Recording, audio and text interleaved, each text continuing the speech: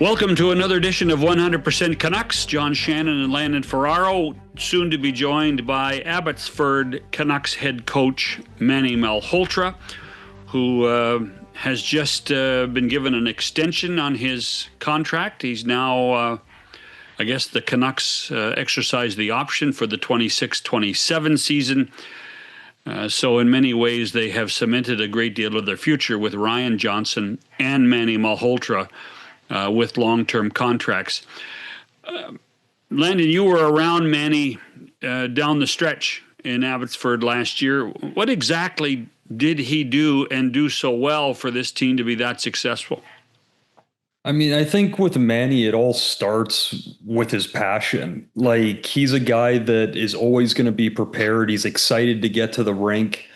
Even if you look at how he played the game to how he coaches, like, he's 100% behind his team. He's always going to put them before him. And I think especially dealing with younger players in the American League, like, that's a really big deal to them. Like, they understand that, whether they've messed up or done something great, like, he's going to be right there to either pick them up or, tell them they did a good job, but we can still keep building. They're still there. There's more to them. Like, he's just such a motivated individual. And, I think watching them win and seeing, guys are always excited and they give their coach a hug, whatever. But like, the amount of extra time guys spent with him, you could tell how much he meant to that group and what a good job he did. Communication obviously is his strength. I think so. And I think it's communication over tactics. But see, that's where I was just about to say, like, I think he has two real good strengths. It's his communication, but it's also like he's able to, and Ryan Johnson talked about this when he had him on, or when we had him on as well, of how good Manny is at adapting. And he doesn't always have to be right. He can understand when, okay, yeah, I made this decision. That's not working. I can change on the fly. I can make this work. I think those are, the two ingredients that really set him up to succeed as a first-time head coach at a pro level. Well, I'll tell you what, I've just been given notice. Manny's sitting in the waiting room, so we will get to Manny, ask him a few questions. We'll grill him. We'll make him feel a little uncomfortable. Just kidding. And we'll talk a little bit more about camp and what Manny brings to camp after we talk with the head coach of the Abbotsford Canucks, Manny Malhotra, on 100% Canucks after this. I won't keep you long. Darren Millard with a tip for everyone who loves great hockey podcasts like this one. John Shannon and I host the OG of 100% Hockey, coming your way multiple times a week. The guest list is the best you will find. Multiple shows a week ensures you won't miss out on any news, and we dig even deeper into the biggest stories around the NHL. Most of our guests are also friends, so I promise there'll be more conversation beyond the X's and the O's. John really does get bored with that after a while. So join us for 100% Hockey. The name says it all. Subscribe now while you enjoy thinking about it. And enjoy.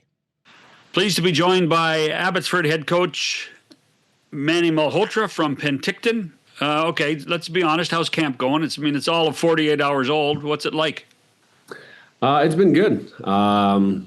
It's always fun. The beginning of camp, guys are so excited to get back to it, and you could see just how much they want to be around each other. So the energy's been good around here. The pace of practices have been good. So a good 2 days so far.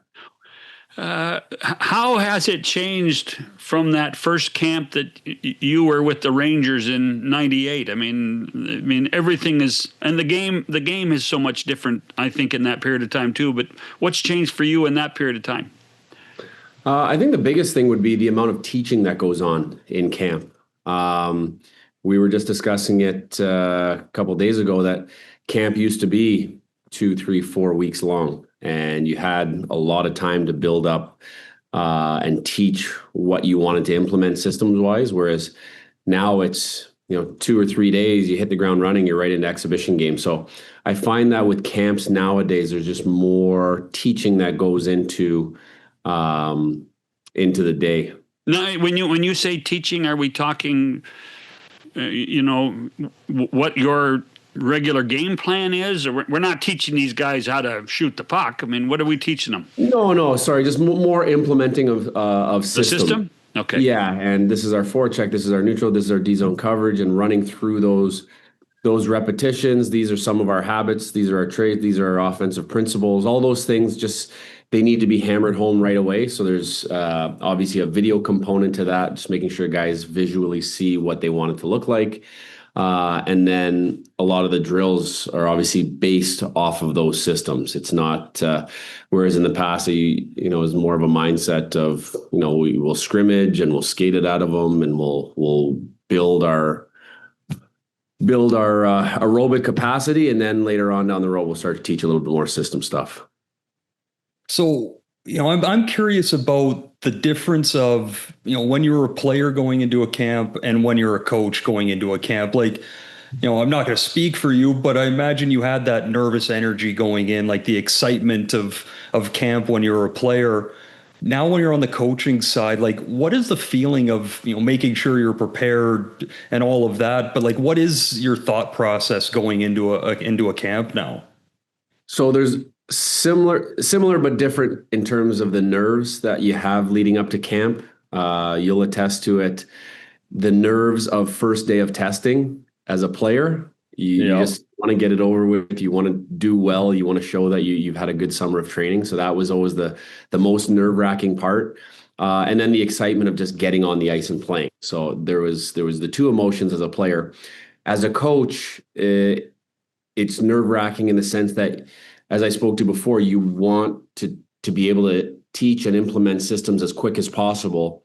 And you have to figure out what's the best way to do that. What's the best piece of video to show? When is the right time to introduce it? What day should we do these things on? So just the mapping out and planning of, number one, the number of guys that you have in camp, and obviously trying to come up with different line combinations and deep pairings and who's going to play well with who, all those types of things. You're just constantly thinking about the details that go into it. So you get nervous all the same, just a different kind of nervous. Of course, this is the last year of fitness testing and with the new CBA. But realistically, Manny, fitness testing is moot now when you consider how well trained and how planned and prepared the players aren't they? Yeah, I thought about this last few years. It's almost like we have to do away with the name training camp, because if you talk to the older generation of NHL, training camp was when you came in to start getting in shape and start skating and lose all the rust and everything. Whereas today's NHL player, they've been, they took their few weeks off. They've been in the gym, they've been skating, they've been doing their power skating, they're working with their skills coaches, they're shooting pucks. So to call this a training camp is a little bit outdated for me. These guys come in phenomenal shape. And as I said before, in 3 days, they're playing an NHL game. So they have to be physically ready to go. Difference between a Rick Tocchet camp and an Adam Foote camp. Can you measure it? Not so much. Like I said, NHL camps are very similar in that regard. There's a lot of teaching that goes on. You want to show the right video. So it's hard to judge one camp to the next. How well did you know Adam before this summer? We played together in Columbus. Okay. So he was our captain in Columbus. So I played a season, maybe 2 with him. I've got to know him really well, know what he's about, and know the type of career he had. So we have a relationship prior to being in Vancouver. I was at camp in 2019-2020 season when you're an assistant with Vancouver. And I mean, I wasn't surprised. I had been around you training a bit. We've skated together in the past. Like I knew what you were about, but I was still really impressed with how you ran meetings and carried yourself and spoke with all us players. From that point to now, you're 6 years later, 7 years later, and you've now been a head coach at the American League level. Like, where do you think your biggest growth has come, and who did you learn from the most, do you think, over that time period? Well, I've always said my coaching style is kind of a collection of everything that I've gone through my career, playing for different coaches, working with different coaches. It's constantly a learning process of what you like, what you don't like, different verbiages, how to teach certain things, different systems. So I think I'm a collection of a lot of the coaches that I've played for. And to your point about presenting meetings and carrying yourself, I think that's one of the biggest parts of being comfortable in this role as a head coach and being able to deliver your message with the understanding that everybody learns different. And, some guys are visual learners. They need to see the right video. Some guys, you just need to tell them. Some guys, you need to draw it on a whiteboard. So just that was one of my biggest areas of growth, was how to get my message across to everybody, knowing that everybody's gonna receive the information differently. So how the extension this summer, did it come as a surprise to you, or is this something that you had hoped would happen? And because I haven't heard you comment on it at all when the Canucks announced that you've been extended through 27. Yeah, it was a club option. So obviously, it's always nice to have job security, and obviously, you never want to be, working on the last year of your deal with nothing at the end of it. So, we're extremely happy to have gotten the extension. And for me, it's a reflection of the job that our staff did.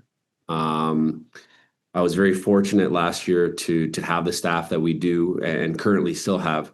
The work that they put in, and all of us being, a rookie staff, so to speak, with only Jordan Smith having experience in the American League, not knowing what to expect going into it. Our staff did a phenomenal job of just kind of adapting to different situations. And Lando, you can attest to that the American Hockey League is constant change. Lineups change, injuries, call-ups, call-downs. So the ability to stay on your toes and make quick decisions was great. So the extension is really nice to have, and really happy to be a part of this organization. So I'm curious, how would, now that you've had a summer to enjoy the Calder Cup, how would you describe the journey you had last year? That's the perfect word for it, is a journey. The evolution of a team is something really special to watch, especially from the inside. And as you're going through the course of the season, it's hard to see the forest for the trees kind of thing. You're the day-to-day grind of it, and going through practices and teaching and learning and showing video. It's nice to see it all come to fruition at the end, and it came together at the right time, and guys started clicking at the right time. So to see the growth and the journey we took as a group, whereas, the beginning of the season, there's a lot of mistakes being made. So to try to correct those, and then as the season goes on, you establish what your identity is. And as we came down the stretch, the fact that the guys were completely bought into what we were doing was the biggest factor in our success. When RJ was on here, he talked about a weekend in Laval that was kind of a make or break time for you guys. The games did not go well. The guys ended up having a players only meeting. You guys, the coaching staff and management, had what he described a pretty emotional talk as well. Like, what was, in your mind, what was the turning point? What did the guys learn? What did you learn out of that really set you guys on the path to the Calder Cup months later? There's a number of factors there. For me, the players only meeting, I've never asked the guys what was said in there. No one's ever told me what was said. Whatever and whoever said it, they got the message across. And it was at that point where, again, not knowing what they said, but the response to that weekend, what it looked like for me from the way they practiced, to the way they competed in practice, the way that we prepared, to the way we, just our overall outlook on the game, was that what we have been doing is not good enough, and we need to get better in every area. And from that weekend on, that was kind of base camp. That was rock bottom, and then we built it and we built it. We built our identity, we built our structure. And that word again comes back to the buy-in of the guys. They were fully committed to whatever we asked them to do. And then by the time the playoffs rolled around, it was all about them. They were policing each other. They were the ones telling each other this play has to be made. They were the ones telling each other you need to be more physical there. They were the ones getting excited when a guy would block a shot. It was almost like, oh, you're going to block a shot? I'm going to block the next one. And everybody was willing to do their part. And now that you've had, the summer to reflect, like, again, just being around you, I know, like, you're a really prideful guy. Like, you take your job serious and you care about what you do. Watching your team go from that point to where they got to, like, is that kind of, the best part of your job now, is like having that pride and seeing what that group was able to do? Yeah, you can equate it to even parenthood, where you watch your kids grow and you watch them mature and become young adults. For me, watching our group from where we were at the beginning of the year, they matured so much as players and as teams. And yeah, to see the way they grew and the way the leadership, it wasn't one guy pounding a drum, it was everybody was doing it. So just to see their growth as individuals, as leaders, as hockey players, as a culture, as seeing the way we wanted it done, and them adhering to it was a pretty special thing to watch. And it really wasn't until the summertime where you get a chance to pick your head up and analyze what just happened. And there was a lot of moments throughout the course of the year that you can look back to and say, well, that was a very special moment to see that growth in that player.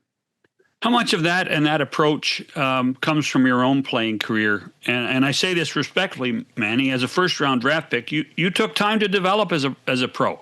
It took you a while to understand the ins and outs of being an NHLer. And you're now in a position of being in the development side of the club, having to be, I assume, patient with that. Yeah, I would say that a major asset for me is the fact that I have perspective on that. And one of the things that we teach, or we talk to our guys about, in terms of becoming a good pro and understanding what it takes to become a pro and evolving your game, it's having an understanding of what your game is. And all these guys at one point or another in their career have been the man. Mm-hmm. They've been the power play guy. They've been the first over the boards. They've been the most minutes on their team. They get the most points. Whereas once you get to the pro level, not everybody's going to be the man. It takes certain roles to be fulfilled. And the guys that figure it out and have a pro career are the ones that can evolve their game. Okay, I scored, this is not myself, but the mentality of, okay, I scored 50 goals in junior. I'm not going to score 50 goals at the pro level, but I need to do X, Y, and Z really, really well.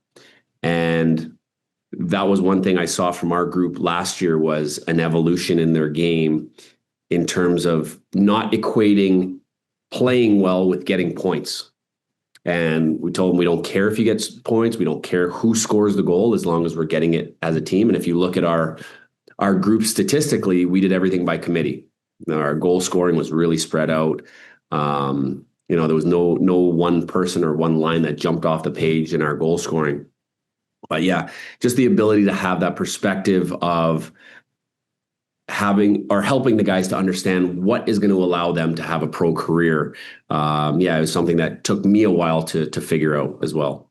How do you balance success in Abbotsford or lack of success in Abbotsford for making sure that the big club is better off with the players that you have helped along the way? How do you, because you may not win in Abbotsford, but the player may be better for the team in Vancouver. Yeah, that's part of our role in the AHL is that's kind of the mandate, is to develop players that can help the Vancouver Canucks win.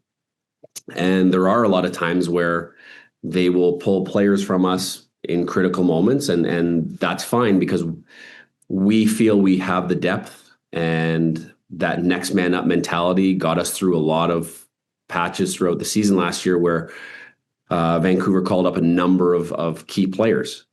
And again, that's part of the balancing act for us, is that we want players to develop. We want them to get their minutes. We want them to get their touches, but not at the sacrifice of our team concept.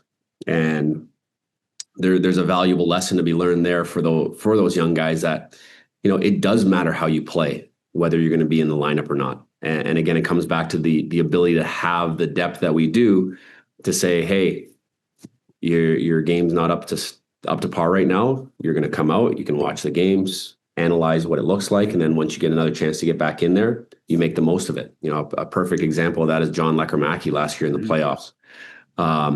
He wasn't quite playing like himself. He sat a couple of games, came back, and he looked like John Lekkerimäki that we expect. So the response of the guys was good in that situation, but that just part and parcel with this role at the AHL level.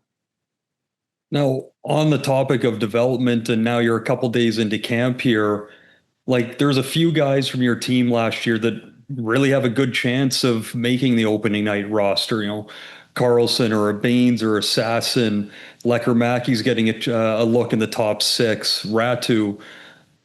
Where do they look right now? I know it's only a couple of days, but from the end of the season, playoffs last year to now, like, do they look like they've really taken another step and not have that understanding of, like, I got a real opportunity in front of me here? Yeah, just looking at them, you said it's only 2 days of camp. But given the short summers that they had, to the best of my knowledge, they went right back into the gym and they've been training hard, and you can see that on the ice. They're playing with some great jump. They look sharp on the ice, and they have that look that they want to make some noise here and want to create some difficult decisions. I'm curious about a guy like Victor Mancini, who came over in the Miller trade. Where do you see him fitting in? I assume on the big club, but he seems to have a lot of upside either in Abbotsford or in Vancouver. Yeah, where he would fit in Vancouver is not for me to say. Right. That would be a Patrick and Footer question. What I can tell you is, I would assume they'd ask your opinion, though. Yeah. What I would tell you, and I would tell them, is like, he obviously has a great toolbox. He has the size. His skating ability to get around the rink is really good. His reach is good. He can play a physical game. He has some finesse with the puck.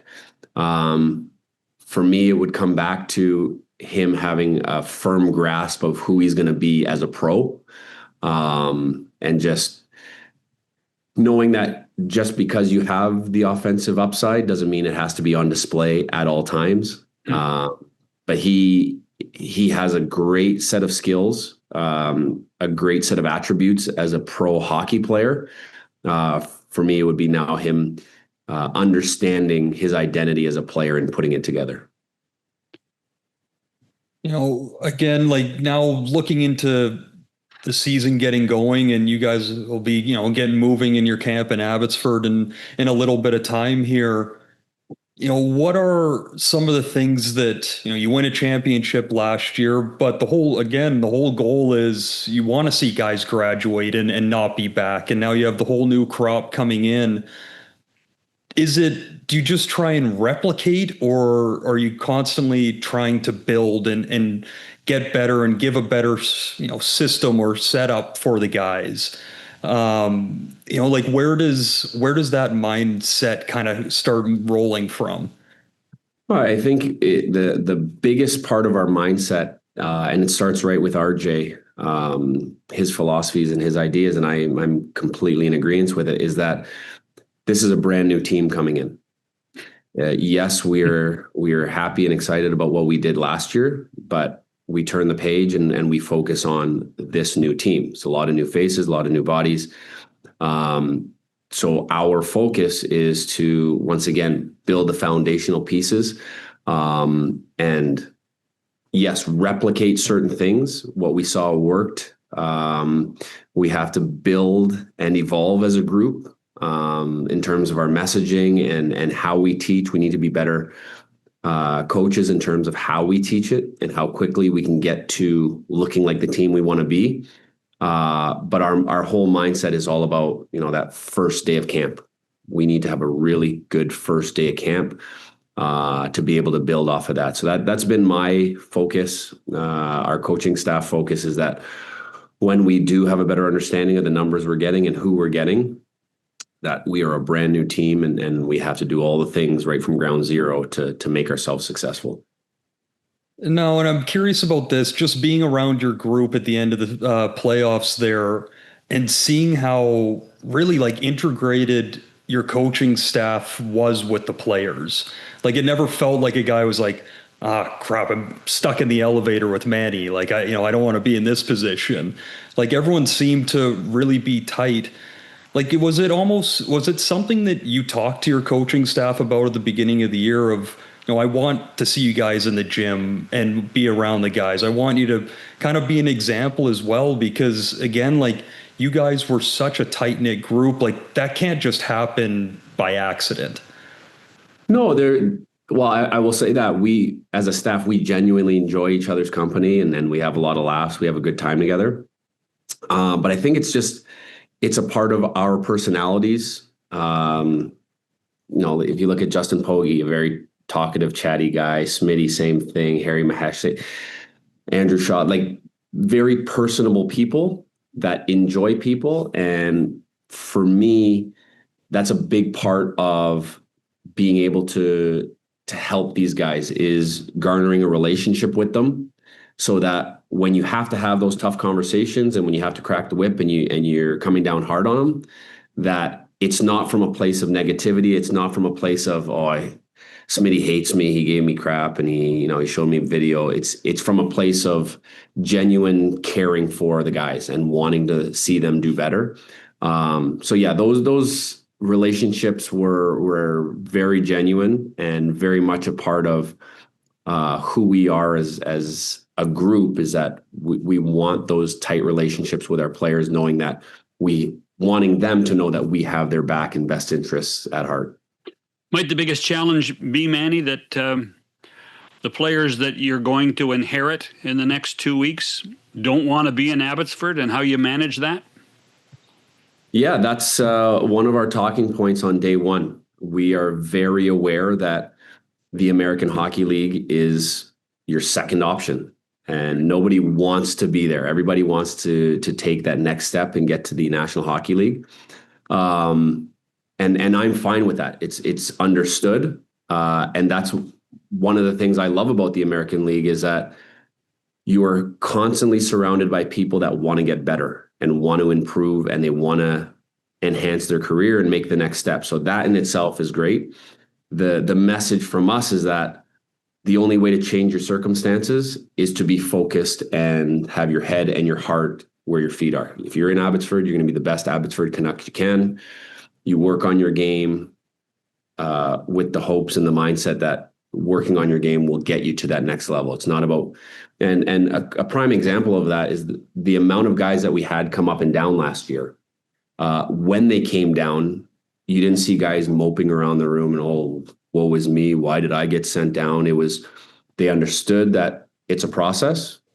They'd been given the instruction on what they need to work on, and they came and implemented that in practice. And you could see almost the exact opposite effect of that is like they were more driven to be better and harder and hungrier and get back to the NHL level. So it's understood in our room that, yeah, the American League is option B, but when you're in the American League, you make the most of that opportunity. When do you get your Calder Cup ring? I have no idea. Listen, we appreciate the time. I know it's a busy time in Penticton. I just wish we were all there enjoying the weather and the wine. Thank you very much for having me, guys. Pleasure being here. Manny Malhotra, head coach of the Abbotsford Canucks. Landon and I will be back after this on 100% Canucks. All right, listen up.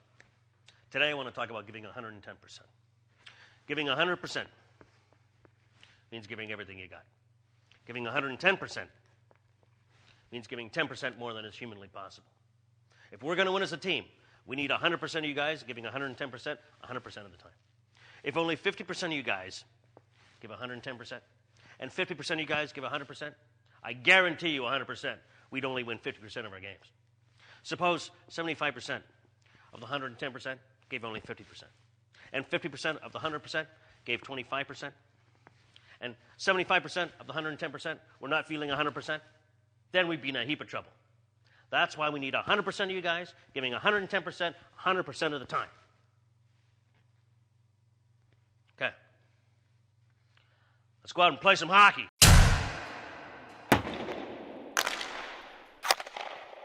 So, Landon, anything Manny say surprise you?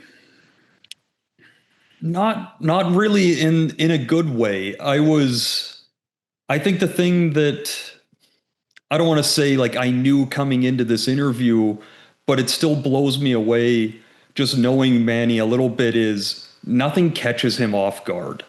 Like any question, any situation, like he's so prepared for everything.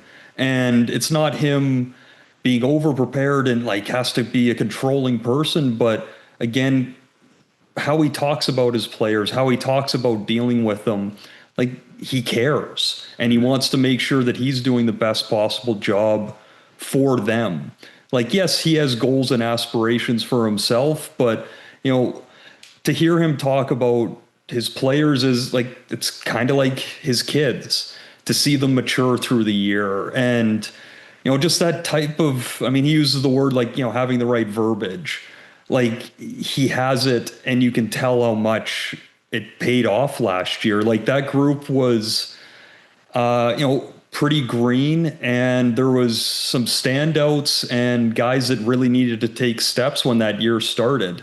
And his group, his coaching staff really kind of nurtured them along and were hard when they needed to be, but you saw where they got to. And now the Vancouver Canucks as an organization are better off for it. I'll tell you what, he sounded so buttoned down, so controlled. I mean, if he was standing in front of you in a meeting, you couldn't help but be glued to every word that he says. And he seemed, you know, and let's say that his own personal journey of being a pro player is an amazing one. When you consider, like, there was a time when he was with the New York Rangers that he was viewed as a bust, an absolute bust, as the 7th overall pick, and it took almost a decade for him to get to the point where he could be a contributor. And he talked about, you know, not being a great, you know, junior players who were great scorers having to change the game. He was one of those guys. He wasn't a great scorer in junior hockey, but he had to change his game in order to stay in the league. And he's a great example of adapting to the situation. And then you go with, you know, let's face it, the eye injury was a huge issue for him that he's overcome. And to me, he's as impressive as you're going to hear anybody talk about the game of hockey right now. There's little doubt in my mind that if I was a betting man, I would go to Vegas. There's little doubt in my mind that at some point in the future, Manny Malhotra will be a head coach in the National Hockey League. Do you have any doubt? No doubt at all. And I think, like, as you're talking about, like, him as that first rounder, 7th overall, and kind of being viewed as a bust. Like the resiliency, like think about who was on that team at that time. You're talking Gretzky, Leach, Nedved, Kovalev, Richter's the goalie, like legends of the game. And you're that young kid coming in, you're like, okay, I'm going to be that next big piece. And it doesn't really go to plan. Mm-hmm. Yet again, and it transfers to how he coaches, but it's him just having so much pride and courage in the way that he carries himself. Like, you know, you hear the line the guys use as they talk about a coach, like, you know, I'd run through a wall for that guy. You have a 3-minute conversation with Manny, like face to face, and you feel the intensity that he brings, but not in an overwhelming way, but in a way that before you even know it, you're like, oh, I can do better. Like I can show him that I can be better. And that's a characteristic for a coach that can take him a long way. The preseason starts Sunday with a game in Seattle. then Calgary, Seattle again, and then Edmonton by the weekend. What should fans take out of any of these games at any point? Seriously.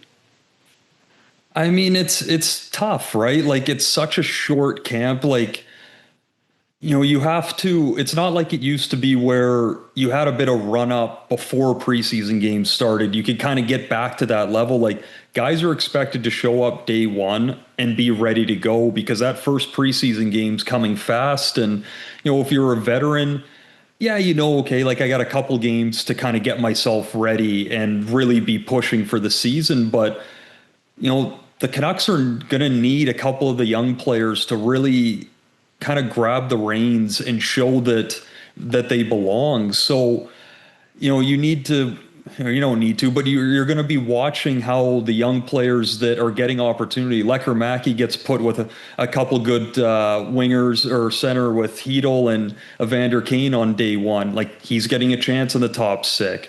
Carlson's going to have an opportunity. Like, these guys need to be able to really grab the reins, but at the same time, if they bobble a puck here or there, that doesn't mean that they can't make it at this level. It is very early, but like it is a business of what have you done for me lately, not the past, right? So it is important to get off to a quick start. If you were a betting man, how many of these kids that were in Abbotsford will be on the big team roster when the season starts? Carlson for sure, I think, right? I think Carlson's the real safe bet. You'd think that Ratu's going to be in there because they need that center, and like he can take, he does that flip on his face off so that he can take draws on the right side. So that's going to be a really big piece. And then one maybe two on the back end, but at the same time you have guys that are waiver eligible or waiver exempt. Sorry, so that makes it a bit harder to stay at the beginning of the year, and you want to be able to fly some of those guys through when a lot of guys are going on. So I'd expect three or four of them to be there, but again, I think it's going to be a lot like last year.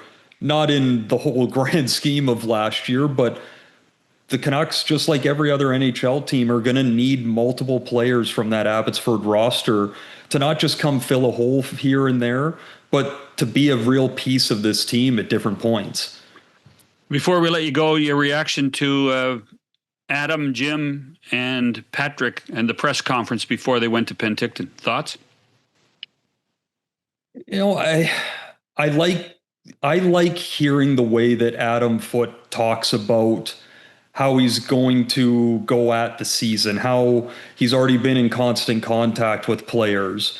And from, I'm in Vancouver, I'm not up in Penticton right now, but seeing the reports, reading articles, following along as closely as I can, everything that he kind of talked about, like, they hit the ground running on day one. He's not wasting a single moment. And for the rest of it, Patrick and Jim talking about, like, we weren't able to go get that second line center that we talked about in our year-end press conference, but we weren't going to overpay to make that happen. That's something that we can keep working on. We want to see what we have internally here. We just talked about guys from Abbotsford. Like, can some of those players elevate their game? And before you know it, well, we don't need to go burn extra assets because we have things already that can make this work. And the Quinn Hughes distraction? I mean, it's funny. I feel like it's a distract. Can the distraction go away? Can it go away? I think it's one of those things where it's more of a distraction for us media guys and the fans. I think the players understand that regardless of what his decision is going to be next summer, the year after, they need to win hockey games now. And it's not winning to keep, the guys in the room aren't going to be thinking, okay, we need to win now so that Quinn stays. We need to win because it's good for our team and for your own personal career. And so I think that's something that other than us guys asking players, it's not really going to be a thing in the locker room, where when you're in that bubble, you can kind of push it aside and just focus on the job at hand. Well, it will be fascinating to watch. There is a little bit of I don't think it's irony, but I'll find the word one day, that we're talking about Quinn Hughes 2 years away from leaving, as opposed to Connor McDavid, Kyle Connor, Jack Eichel, and Kirill Kaprizov, who are in their last year of contracts. But it is Vancouver, and there is always something to discuss, and it will be fascinating to see what happens. The one thing I would say is, and I've said this on a couple of shows in Vancouver last week, is Jim Rutherford's transparency is always so much fun. And oh yeah, he understands and he can communicate. And yes, it's frustrating. Yes, last year was frustrating, but know full well that this team is not trying to bullshit you, and they are trying their best in order to make the team better. And one way or the other, you will hear the truth from Jim Rutherford. Thanks for this, Landon. Yeah, thank you. Have a good one. Have a great weekend, folks. Thanks for listening and watching 100% Canucks.